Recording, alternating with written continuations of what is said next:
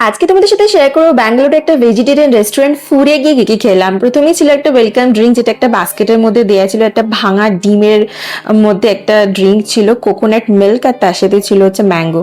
তারপর নিয়েছিলাম হচ্ছে crispy wonton, cheesy crispy wonton with tomato salsa. তারপর ছিল কারি লিফ পনির টিক্কা। তারপর ছিল হচ্ছে তন্দুরি পনির মোমো। তারপরে ছিল হচ্ছে বার্নড গার্লিক ফ্রাইড রাইস, আর এর সাথে একটা শেজওয়ান সস দিয়েছিল যেটা আমি খাইনি।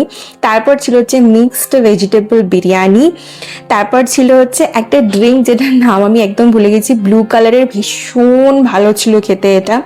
এরপর ছিল হচ্ছে মালাই পনির টিক্কা, এটা একদম সফট একটু সুইট ফ্লেভার ছিল। তারপর ছিল হচ্ছে শেজওয়ান নুডলস।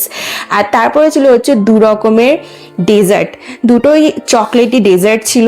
এত ভালো ছিল খাবারগুলো, ফার্স্ট টাইম কোনো ভেজিটেরিয়ান রেস্টুরেন্টে গিয়ে এত ভালো খাবার খেলাম। আর লাস্টের বিলটা দিয়েছিল হচ্ছে একটা সুন্দর বাবুই পাখির বাসাতে।